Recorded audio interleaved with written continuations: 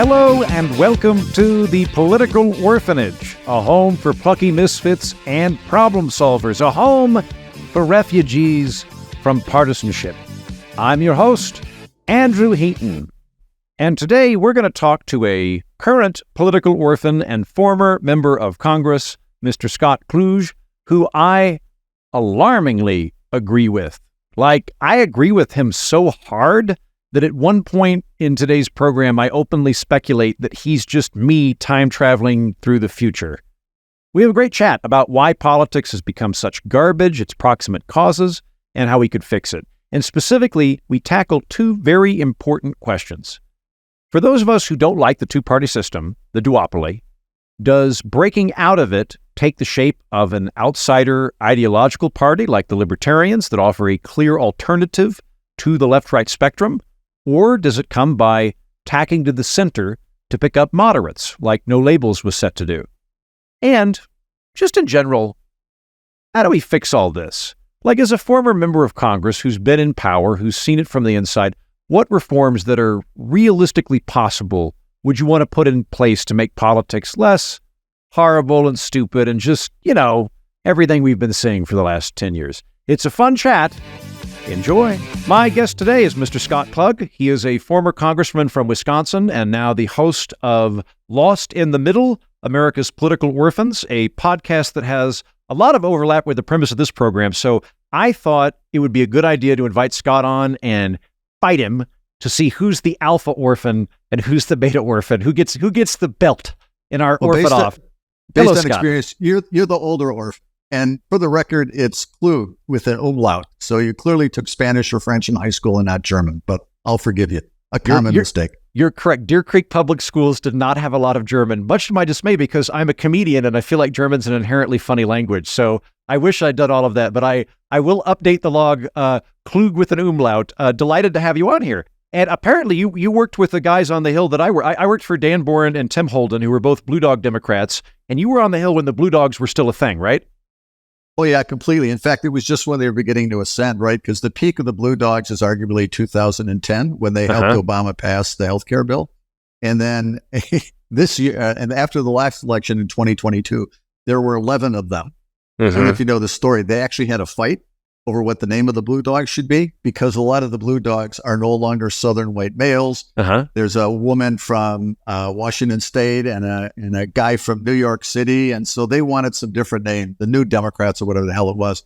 And they had a fight and they split in two. So now the mighty 11 members of the Blue Dogs are actually one group of 6 and one group of 5, which sort of tells you everything you need to know about centrist politics in Congress these days. Yeah, that sounds like it's so I was there the night that Obamacare was passed, and I remember talking to members of Congress that were Blue Dogs that were using language like, we're kind of an ascendant third party, like kind of flirting with the idea. I mean, it was heady days back then, and I look back on that and go, I think the inherent problem with the Blue Dogs that I felt very at home at was that conservative Democrat could mean very different things to different people. So some of the Democrats, when they said I'm a conservative Democrat, they meant I'm a Democrat that believes in math. I'm a Democrat that believes in fiscal restraint. Whereas other ones went, I'm a Democrat, but I'm suspicious of gay people. It meant very different things that I think that was kind of inherent to it. But yeah, glad to know that there was a little bit of overlap there. I might have accidentally stolen your elevator at some point while you were on the Hill. I might have been gone before you got there. So I got elected in 90. I left in 98. I was a term limit guy. So I said no more than 12 years, and I only lasted 8. But, the problem with Congress today is we've lost the middle in Congress. I think the American people are still in the middle, but I don't think the elected reps are. So, if you look, and I don't know if I have this number exact, it's 16 or 17. That's how many members of the House were elected in a district where the president was elected with a different party. So in other words, if you're in Wisconsin and Joe Biden wins it, you could be a Republican, or you could be in Vermont and switch it, or Georgia or Nevada, wherever you want to go. So that just tells you how polarized it is. And the middle's important because it's the oil that gets things done, right? It's where all the lubrication is. And we've lost that, which means you end up with trench warfare, which is what we have today.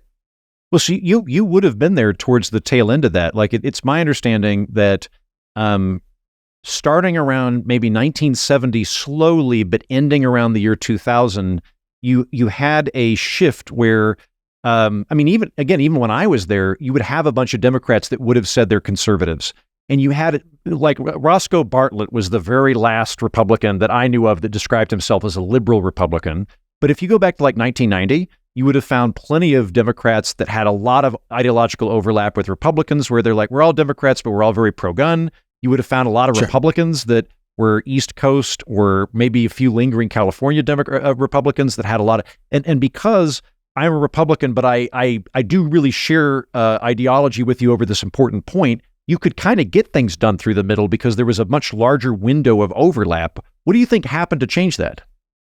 Well, it's funny because I was just did an earlier interview today, and the guy was horrified that I was a Republican from Madison, Wisconsin, which had been a district for 32 years. But when I got sworn in, so I represented Madison, Jim Leach represented Iowa City forever, where the University of Iowa was, and Carl Purcell, of all places, represented the University of Michigan, Ann Arbor. So there were a lot of Midwestern folks, but I think lots of things happened. I think the politics got more polarized. We can talk about why that is. I also think redistricting worked out, so you ended up with folks who were more stridently Republican and stridently demographic. And I think a big chunk of it's just the way demographics shifted. So I give you one point of emphasis that today, Bill Clinton could not get elected in Arkansas. In fact, he'd get driven over like a bulldozer. Yeah. And in Maine, George Bush couldn't get elected, in part because of his son, George W. Bush, who openly embraced evangelicals in his campaign. And I think that led to this whole shift between the South and the Northeast, right? There's not a single House Republican in the Northeast. And you can't find a Democrat in the South unless they're probably a black member who represents a major city like Atlanta. So the whole country keeps moving. I think sometimes folks think these politics are just stable, but it's sort of like, we were never very successful at dating in high school. So we'd usually end up playing Risk on Friday nights, where we sort of battle over who gets Irkutsk and who gets, North Africa and whatever it is. But the board just kept changing. And I think that's the story of American politics that people really don't appreciate. And part of it is you come into my party and it's like, I don't want that guy in my party. So then you go to another party. And you see this happening, I think, right now, most transparently in the U.S.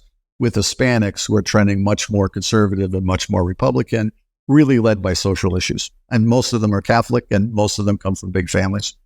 Do you think that shift that's happening, risk board style, is something that's just perennial to American politics and we're just living through it? Or do you think that there are specific causal moments that trigger those shifting patterns?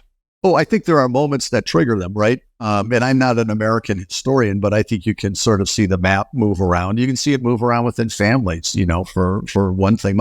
So here's my household. My dad's a German Lutheran Chamber of Congress businessman. My mom's an Irish Catholic Democrat, daughter of a union railroad worker.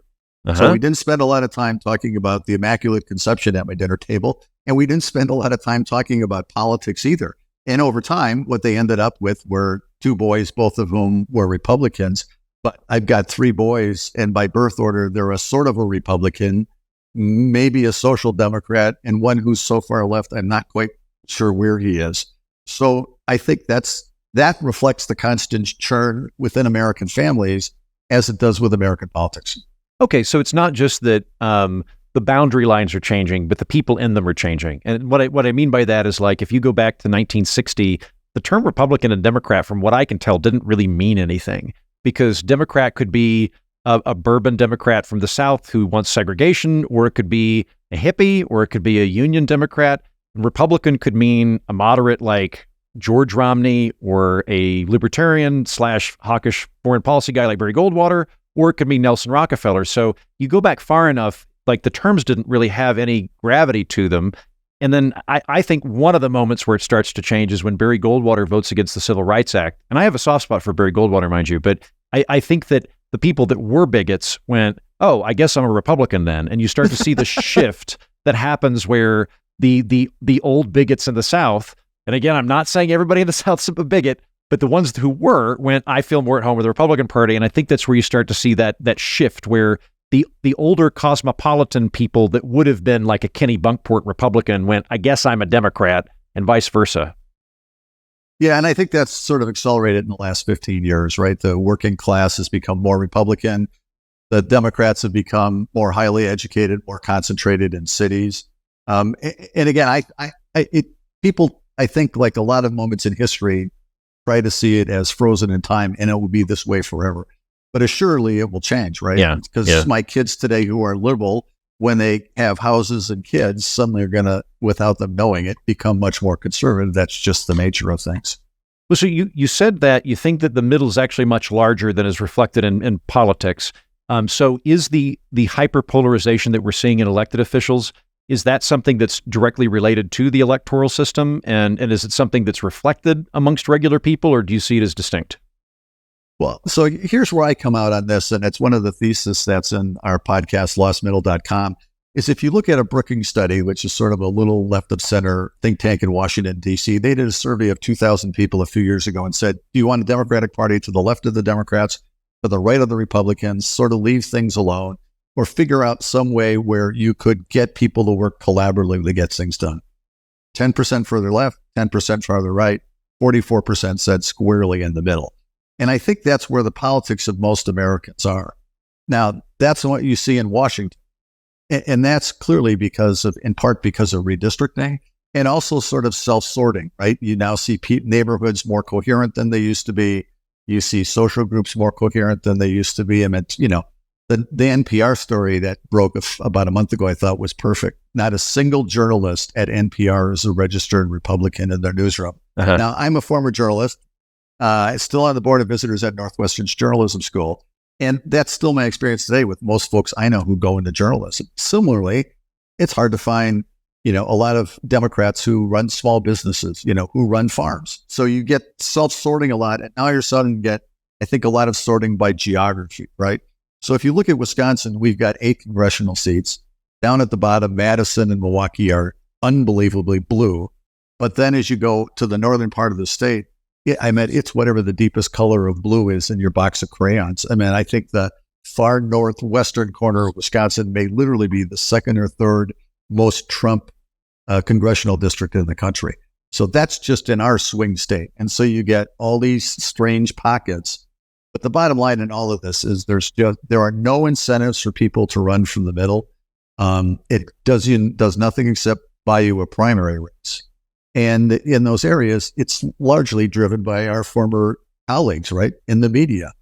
Because somewhere in 1994, people ask me where this goes to hell. And I tell them it was the sale of the used Oldsmobile at Craigslist. And people look at me like I'm crazy. It's what destroyed classified advertising in newspapers. 40% of the revenue went away in a finger snap. And about the same time, along came the internet. They thought it'd be a really good idea. Let's put everything on the internet so people can read it. So nobody subscribes anymore.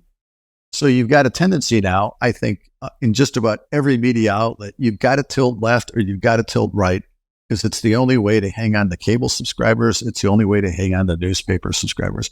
Look at the New York Times. When they picked a full-out war with Donald Trump from 16 to 20, their subscriptions went into the stratosphere. And then when Trump left, they all came down again. And if I turn on MSNBC and if I turn on Fox News, those people live in parallel universes that I rarely visit. So I think redistricting, the media, sort of reassortment by geography and religion and other social issues, I think we've all managed to find things that push us apart rather than bring us back together. Right. So we've got political sorting. We have that exacerbated by a districting system that favors homogeneity within the political party. And on a cultural level, we have technology introducing a watershed moment that exacerbates all of these tendencies and creates a profit margin for partisanship. Are you me in the future? Am I talking to future me that time traveled back? Because I have not had a guest in a while that I agree this much with this early on the program. I feel like we're going to enter a feedback loop in a second. I don't know the answer to that. Now, here's what I'll take heart with 2 trends. In 2022, there was a huge rebirth of ticket splitting around the country. Okay. Political scientists will tell you this is sort of a quaint thing that happens in America, no place else, and it's going away. But it didn't go away in 2022. It broke out all over the country. Republican governor elected in Vermont for the 4th time, Democratic senator. In New Hampshire, Sununu gets reelected, the Democratic senator gets reelected. Georgia, Democratic senator, Republican governor. Wisconsin, Republican governor, Democratic senator. Same thing happened in Kansas. Same thing happened in Arizona. Same thing happened in Nevada. I think that's a healthy sign, and I think that's part of what I see as an emerging trend. And you see, interestingly, I don't know if this will stick, but what's happened over the last couple of presidential cycles, it's really hard to win a Senate race if you're a different party than the president who wins the race for presidency. But if you look now, there's 4 or 5 embattled senators in Wisconsin and Ohio that are actually outpolling Biden and outpolling the Republican opponent, which is interesting. Now, the second thing that I think gets mixed into this whole thing about, are you and I the last of a dying breed? The surge of independence, right? So in Arizona, in New Mexico, and in Nevada, it's now independents are the largest voting blocks. It's crazy. In New Hampshire, where they're unaffiliated, that's their fancy name, Nikki Haley was 70%. 70% of Nikki Haley's votes came from unaffiliated voters. So you can talk to people like Mike Murphy, who I know well, used to be McCain's campaign manager, and he'll say, no, they're just closet Republicans or Democrats. And they sort of say this because they don't want to say Republican or Democrat out loud, but they end up going that way one way or the other. But at Arizona State, appropriately, is the only center in the country that studies independent voters. And if you talk to those folks, they say, no, you got to look at them over time, right? Because in 12, they voted heavily for Obama. In 16, they snapped Trump. In 20, they went to Biden. So there's a group out there, in all those battleground states that really move around and cause a big difference. So I look at both of those trends and say, I think that's a healthy trend. Now, whether it survives or not, I think remains to be seen. I think I agree with both of you. I mean, the amount of people that voted for Obama that came over for Trump, I think about 10% of Trump voters had been Obama voters. So there's clearly a group of people that are swing voters. I would love to say that independents are their own group, but I do broadly agree with Mike Murphy on this one, where we'll see this in the polls every election.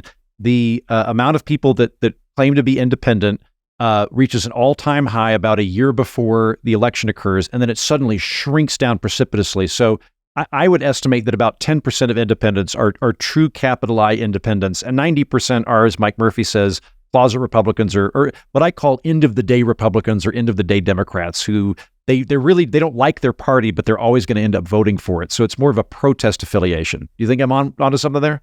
Watch this. Knight to Rook 4. I pushed Mike Murphy on this and said, now, do you think this is part of a trend or not a trend? And he says, I do actually think it's part of a trend, and it's more pronounced than what we've seen before. And he agrees with me, depending how we come out of this election cycle.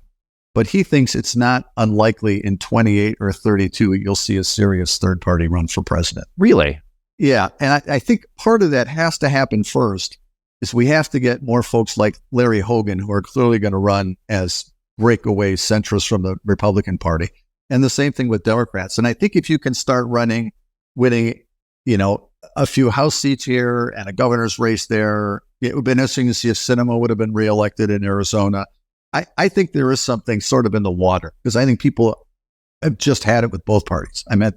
If you look at the double haters, whatever they call them, right? It's starting to look like 45 degrees at this point. It's a pretty amazing trend line. Now, Yeah, sorry. Go ahead.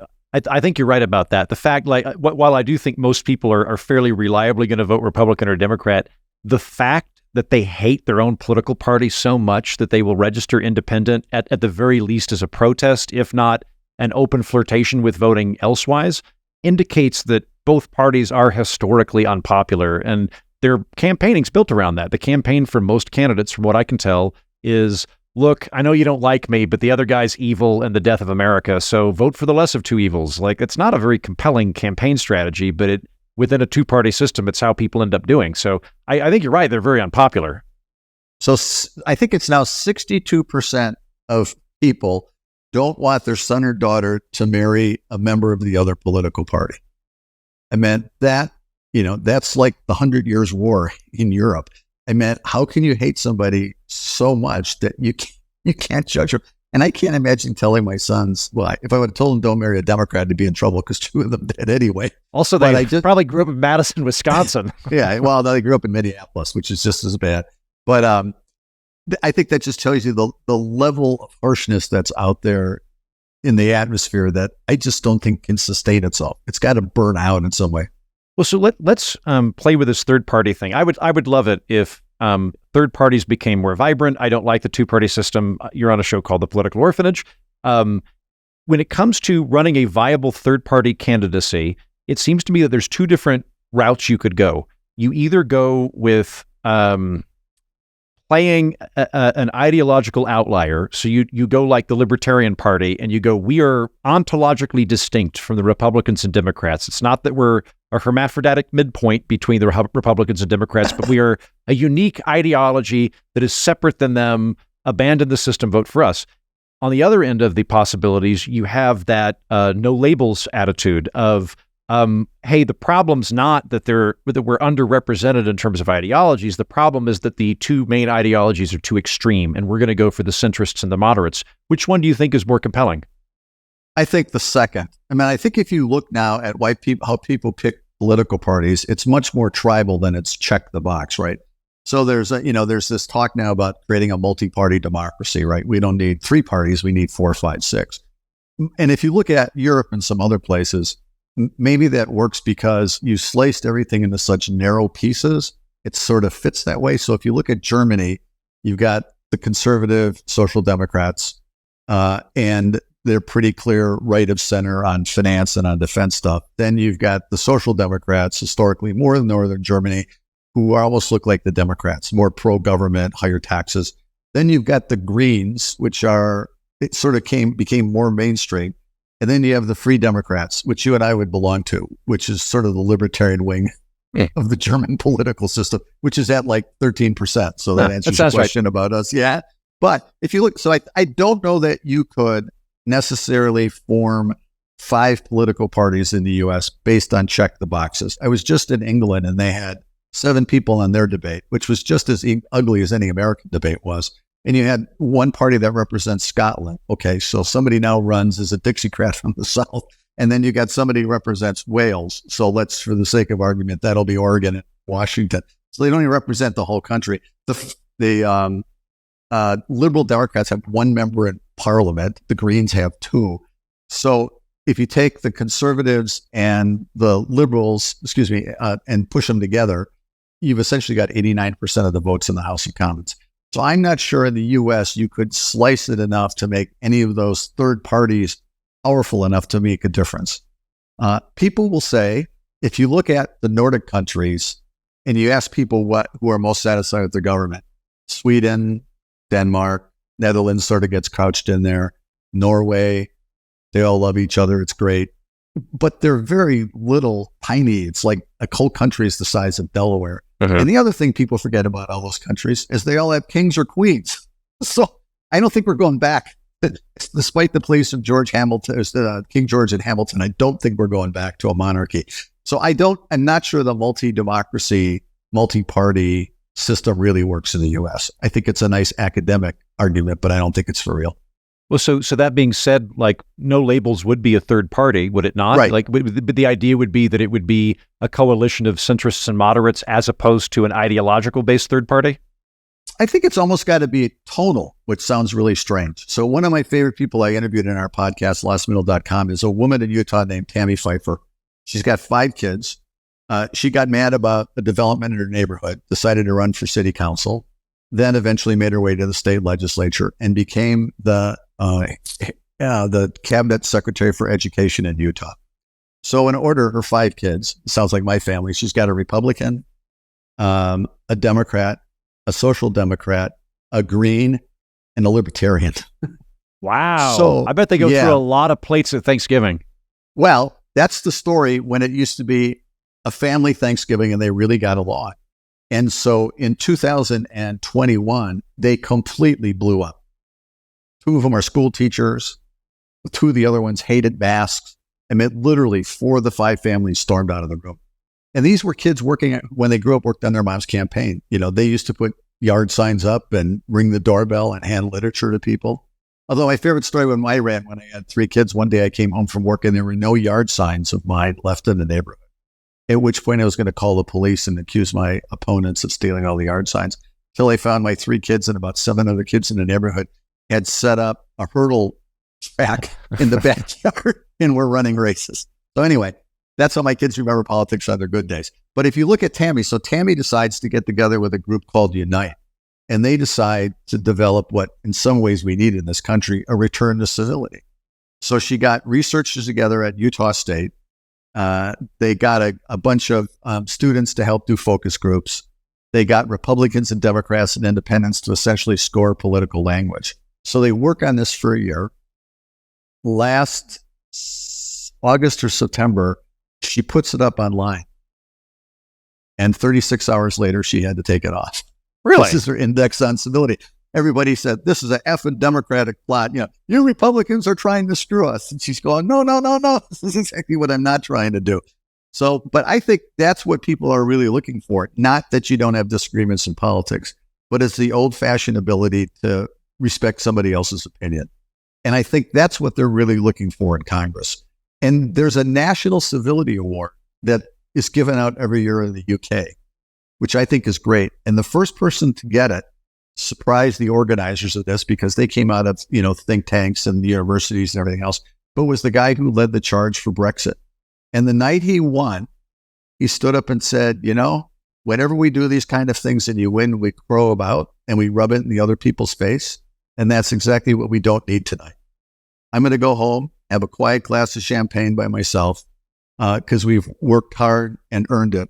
But I know tomorrow morning I have to work with the other people who are deeply hurt and very frustrated by the results tonight.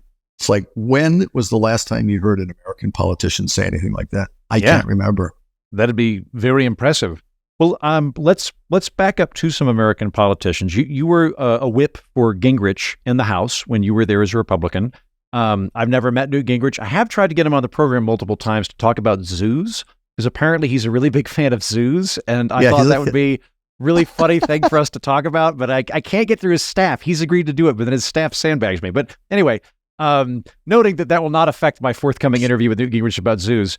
I do read lots of stuff about him being implicated as a villain in the lack of civility that you and I are discussing, that perhaps somewhat benignly, he wanted to discourage members of Congress from sticking around in Washington on weekends. He wanted them to go back to their district. That one makes sense to me because it is your job to represent your district. I don't think there's anything bad with that. But the unintended consequence was that members of Congress quit being friends with each other. They quit socializing. And so there became more of an echo chamber thing. But specifically, the thing that I hear is that he very intentionally wanted to run nasty, divisive campaigns and saw that as part of the equipment that could be used in terms of getting a Republican majority. So you worked with him. What do you make of this? I think he's a dot on a continuum. I'd make the argument that civility began to fall apart during the Robert Bork Supreme Court case because there was a tendency on the Democratic side, I think, just to destroy Bork at all costs. And it really wasn't based on, a lot of things they could point to. They just made him the scary guy hiding behind the door. And then Jim Wright was in the midst of ethics scandals, who was the speaker immediately preceding Tom Foley. And Wright had his own series of challenges. So I think Newt sort of used those tools and turned them back on the Democrats. But he was a barroom brawler, make no mistake about it. Newt is one of the smartest guys I know. He probably has 100 ideas an hour, of which one makes sense and the other 99 are just crazy as hell, but he keeps throwing them out till something sticks. So I have a lot of respect for him as a tactician and as a strategist. And I think he's a really brilliant guy. He does have a harsh side to him, and I can see why Democrats would point to him. But, it was also everybody says, oh, you were there in the 1990s when things still worked. And it's like, yeah, well, did you know there was a impeachment of Bill Clinton along the way? So my first vote was Desert Storm and my last vote was impeachment. Wow. So I figured those were sort of good bookends to call it quits. But I do think Newt, yes, I think Newt raised the temperature in the room, but he wasn't the first one to touch the thermostat. Well, and all that being said, I generally don't like to look at individuals as the cause for problems. I think that I'm very much a structuralist in my approach, so I'm much more swayed by things like districting, things like closed primaries, first past the polls, the things that are the tectonic elements of the system, I think probably have more to do with where we are than individual personalities participating in it. Except I do think tone matters. And I think that's where we've gotten to. American politics has always been tough.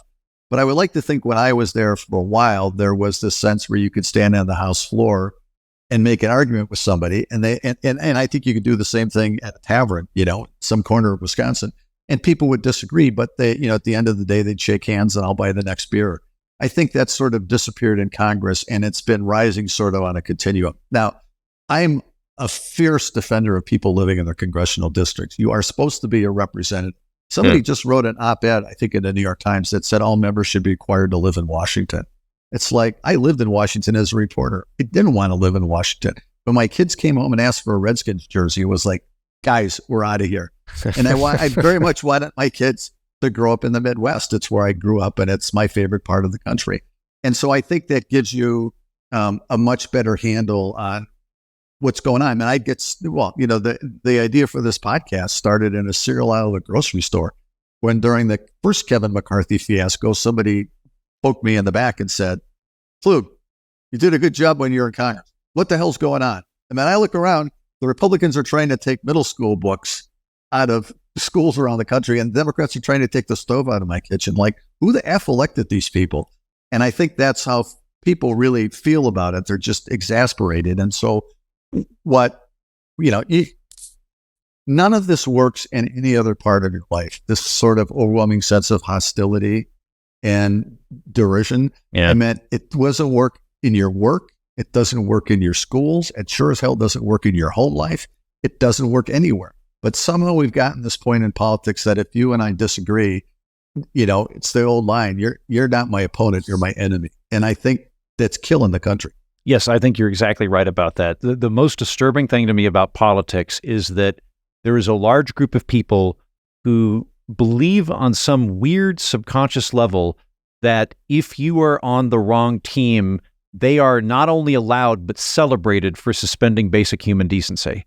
That if I were arguing with you about sports or about a relationship or anything else, there are certain lines that could not be crossed just out of basic respect to a fellow human. But if you're a Republican or you're a Democrat and I'm on the other team, you have willfully decided to choose evil. You know you're evil, and therefore I can be mean and cruel to you in a way that I would never do in any other facet of life. And I think that politics ends up becoming this horrible vent for people that know they can't be cruel elsewhere, but want to be cruel somewhere, and they do it in politics. Yeah, I just talked to a buddy of mine, Paul Stafford, a Democrat, African-American guy from Dallas, past president of the Dallas Bar Association, talking about political cliches. And just ask your favorite Democrat what they think of Texas, and then ask your favorite Republican what they think of California. But Stafford was saying something interesting. He said, what's going on is, he said, because of social media, it's like people walk down the hallways of a shopping mall and just yell stuff out and then get in their car and drive home. And they never say it to their neighbors next to them. And I think that, that's a big part of it, because it allows you to be sort of this, tough guy hiding behind a computer screen. But I think that's now dovetailed in. And we have folks we used to socialize with, we don't anymore. And everybody's got a story like that. Yeah, I very much so. A lot of early on in this program, a lot of the programming was just, why is everybody mean? It was a significant amount of that, and it was a lot of the bonus episodes were just like tutorials on coping with. This is how you get out of a dumb, angry argument with somebody that wants to fight you with a knife. Like, these are the tools that you do to avoid those things. So I think that's all very much spot on. Can I lob a criticism at you that I think would apply to me so that you can solve it for both of us? Okay, both siderism. Let's see. You nailed it. Because in researching you, Scott, I pulled up an article that somebody wrote about you and your podcast. It wasn't horrible, by the way. It wasn't particularly mean. The guy had some nice things, but Paul Fond of the Cap Times, his criticism was that you were propagating a false equivalency, that's saying that MSNBC and Fox are, both just extreme, is really not doing it, that MSNBC is perhaps preachy, but Fox is insane, that, Democrats have their foibles, but that the Republican Party is, the fascist party now, or whatever his language was. But yes, the both sidesism. What do you say to those critiques? Well, first of all, my training is as a journalist, right? And so I do think you have to present both sides, as we try to do in a lot of episodes in this podcast. And you sort of have to balance things. I have to put the cap times in context. This was a newspaper started in Madison, Wisconsin, excuse me, when Robert La Follette objected to the U.S. entering World War I, and he became their champion. And I meant, Paul and I are friendly, but I can barely see his house from here because he's so far out to the distant left. Okay. And he would make the argument that by trying to say that, he would argue, as some Democrats would, that the primary issue in this election has to do with Trump and with, election security and his ranting against the election process itself. I think that's probably pretty fair. If you look at Democrats in polls, what they care about, they tend to care about the economy, and they care about immigration, and they care a lot of other stuff. So I take that argument, but I think both of the parties are to blame for this. I mean, Trump may be the worst offender of all, but he's just the guy with the baton leading the parade. I think it's really permeated politics at city levels and national levels everywhere. Yeah, I agree with you. There's a phrase that I'm trying to inject into the jargon. Please take it and run with it, called teeter-totter thinking, where if I make a criticism of Donald Trump, I must be saying Joe Biden is good. If I criticize Obama, I must be saying that George W. Bush is good. And it's a loop people get stuck in, where if I criticize anybody, they're so trained to think in terms of red versus blue that they believe every single political conversation is ultimately a proxy war for which team's better and which team's worse. And I don't think that way. Well, I wake up in the morning going, in a nation of 320 million people, how in the hell did this become our two choices? I mean, if you wrote this as a novel 30 years ago, nobody would believe it. And here's the one thing I worry about. Which either of these guys get elected, what are the odds sometime in the next 2 or 3 years they'll have to be removed from office because they're not medically and mentally capable? Seriously. I think that's a real challenge. They both showed signs of slippage. And can you imagine the fight after that? If it's Trump the one who has to be removed, or Biden's the one who has to be removed, it'll be a battle royale. And I think we as citizens should all be preparing for this, because the odds just say, one day they're going to wake up and can't say the alphabet anymore. It's just what happens when you're 84, 85 years old. Yes, I share those concerns. Well, let me draw upon your knowledge as a former congressman for a minute. I think we both want to get there's a setup if I ever heard one. Yeah. Well, no. We've already done the difficult stuff. You passed it with flying colors. Congratulations. I'm very excited about future me. No, I'm just kind of curious in terms of facilitating this better politics that we both want. That is, less extreme, less partisan, all of those things. What are the mechanisms that you would put in? So, focusing less on tone and more on structure in terms of term limits, electoral reform, campaign finance reform. Like, what stuff do you think would be effective? Well, I think all of the above. Fundamentally, I'm a term limit guy. That's what motivated me a lot when I first ran for office. I think people, the longer in Washington, begin to confuse their business card with who they really are. And I think that leads to all kinds of issues. I mean, if you're Senator Menendez and you float around the country on private jets for 16 years, you sort of think that's how the world works, and it doesn't. And I think doing that in Washington would pay huge dividends. People will say, well, if that happened, then the staff would run everything. I hate to break the news to you, but members of Congress don't sit around and write the tax code on the back of pizza boxes. Yeah. It just doesn't work that way. And it's no different than if you and I got hired tomorrow to run the Washington Post newsroom, which seems to be in complete shambles at this moment. How would you fix it? Well, you'd hire smart people around you to do it. And that's what you do when you're in Congress, right? You hire staff who can get the job done. And if they don't get the job done, they end up someplace else and finding another career. So term limits more than anything else. I don't know how we fix the redistricting issue. Can I pause you there just because I want to flesh that out a bit more? So term limits, good. Can you unpack what that would look like? Would it be you can serve 20 years in either chamber combined? It's 10 years in Congress, 10 years in Senate. Like, what would your ideal package be? I think you could say 6 years in the House and 1 term in the Senate. That'd be 12 years. I think a lot of the model legislation was originally 12 and 12. So you'd be there 24 years, 6 terms in the House and 2 terms in the Senate. I think that's by the time you're there 24 years, you're not only, you're pregnant. There's no in between. So I think that's how I do it. There, the funny thing was there was a lot of rush for term limit support when I first ran for office, not because of me. I mean, it was just the climate at that point. And although a lot of people would have been glad to have term limits, so I would have gotten out of office. But it was interesting because then there became a fight between people who were for 8 years and who were for 12 years. And they literally ran primary races against people on the other side of it. So the group that was for 8 tried to knock the 12 out, and the 12 knocked the 8 out. Great. So in my crowd, the only 3 people I know who stuck to it were myself, Steve Largent, and Mark Sanford, who later became governor of South Carolina and went on the most famous hike forever, the Appalachian Trail. Yeah, that's true. That's a really good hike.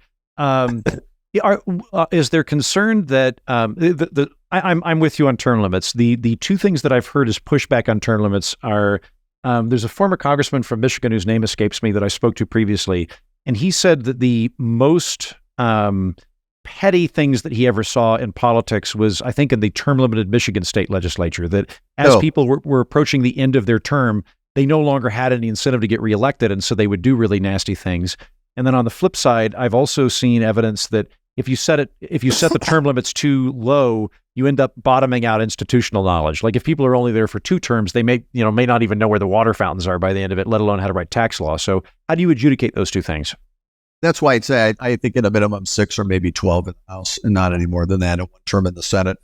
And I think there's some criticism up there that's valid. Because I worked as a reporter in Washington, I sort of knew DC. I know how it worked, and why I never really covered the Hill. I knew enough about how it worked that when I never had a Andy of Mayberry moment where I should have stood outside and stared at the Capitol. And I knew where the subway stop was 2 blocks away. So I think that's a fair criticism. I'm not really sure I buy the other one. I think there's been sometimes chaos in some of the state legislatures that have done it. But at the end of the day, I'd rather have 1 goofball who does it wrong than a lot of goofballs who stayed there for 25 years. Fair. Okay.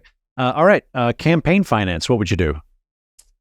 Tough one. I'm a First Amendment guy, and I still have this old-fashioned idea that giving to a campaign is just an extension of your right to participate in a campaign, just like putting a yard sign up or going door to door, getting petitions or whatever it is. So I'd have a tough time to do that.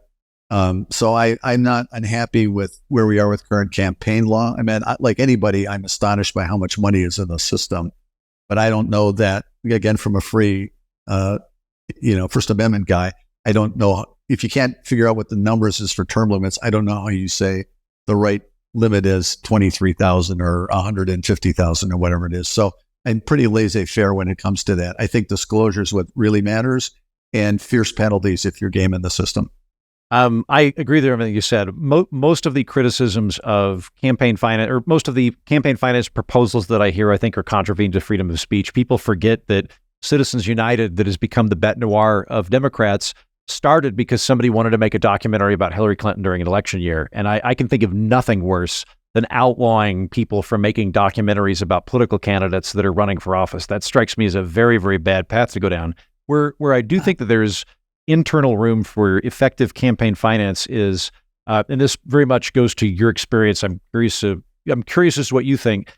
From my perspective as an outsider who's never held a seat in Congress before, most of the seat allocations in terms of chairs in committees is done by how much money you raise for the party or how close of a buddy you are to the speaker, but really more the former. So when people talk about the relentless fundraising that's occurring with members of Congress in the Senate and the House, it's not that they're worried about losing the election, because most of the elections take place in such heavily gerrymandered districts, they're not going to lose unless they get primaried. The reason that they're earning the money is because they're going to give it to the GOP or the DNC, and that's going to get them the ability to buy a senior position in a committee. So what I would do is just say committees elect their own chairs. That's it. We're done. The speaker no longer appoints it. The speaker appoints the people in the committees, or however they do it. But the chair itself is just elected by the people there. That would, I think, fix a significant amount of problems. Okay, now we can argue. Great.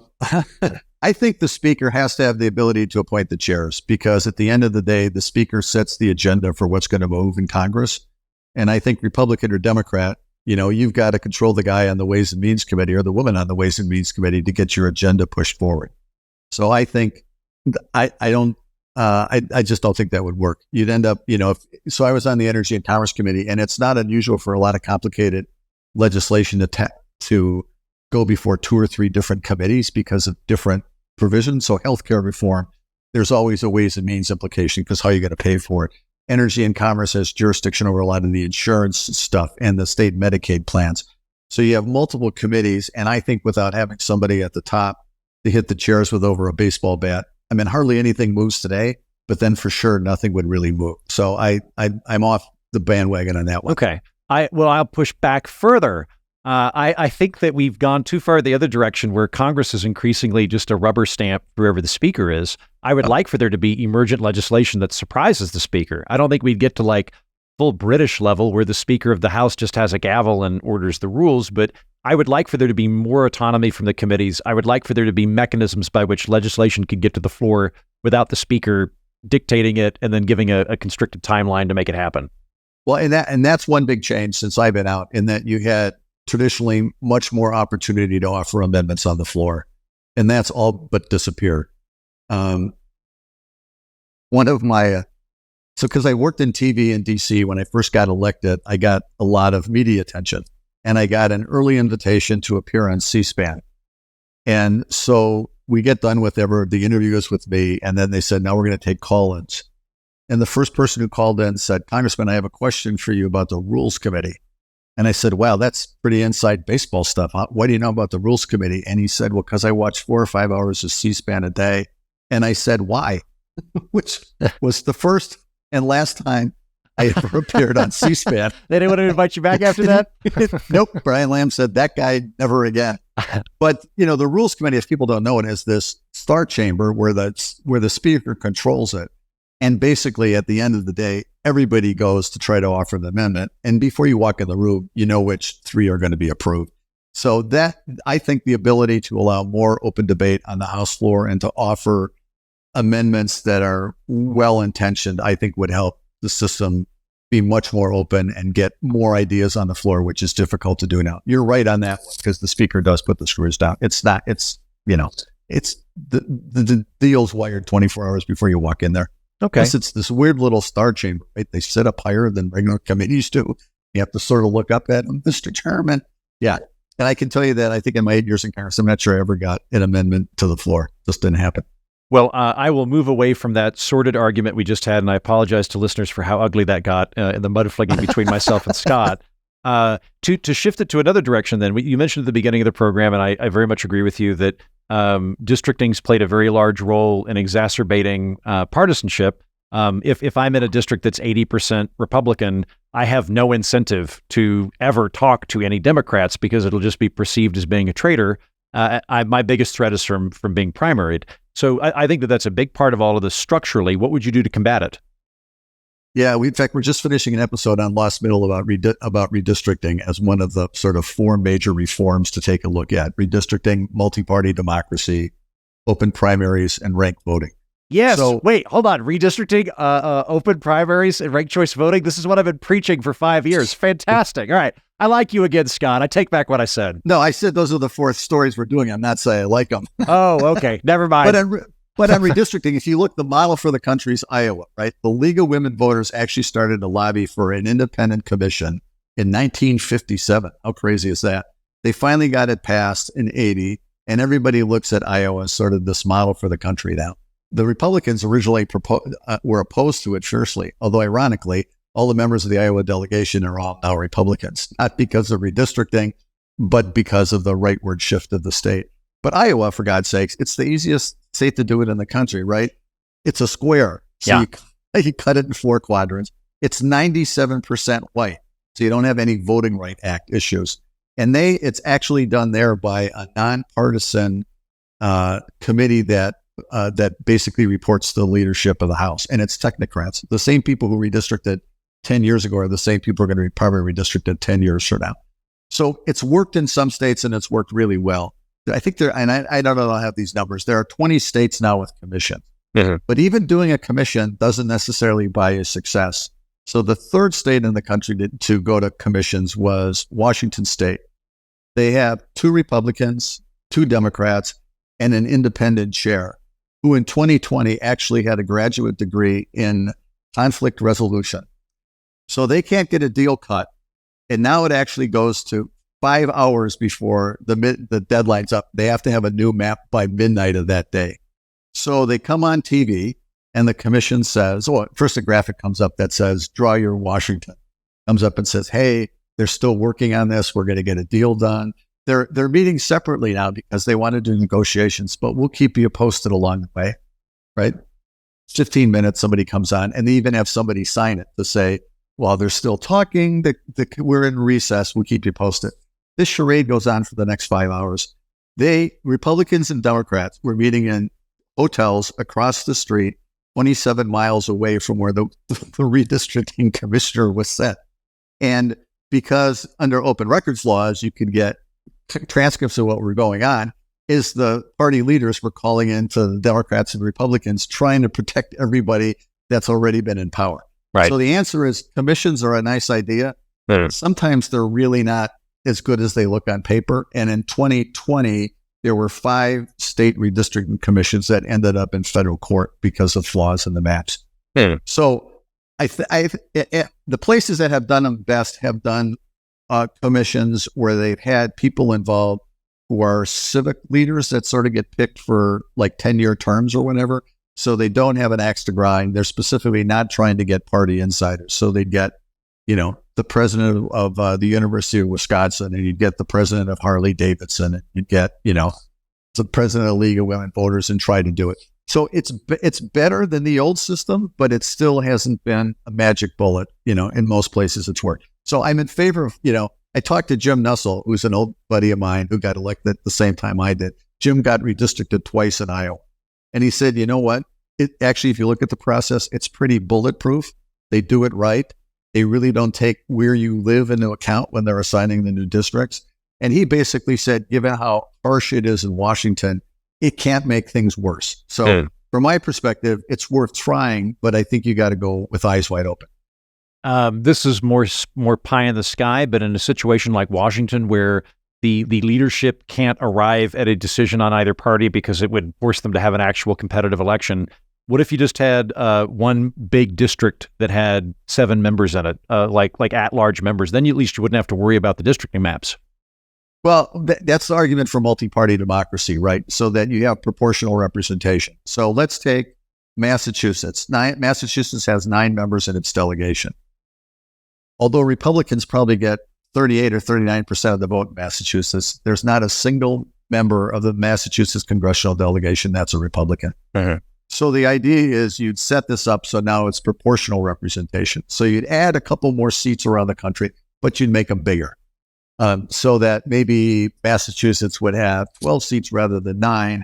And maybe out of that, you'd have 5 people who belong to little parties. I go back to my concern is if you do that, is can the new parties be ideologically defined enough that they stand out? And a lot of people would argue that you used to have this in the Republican and Democratic Party. Just the blue dogs are gone and the moderates are gone. You sort of had 4 parties to some degree anyway, although larger groups that dominated. So I'm not so sure I believe multi-party democracy, just because we've had this system for so long.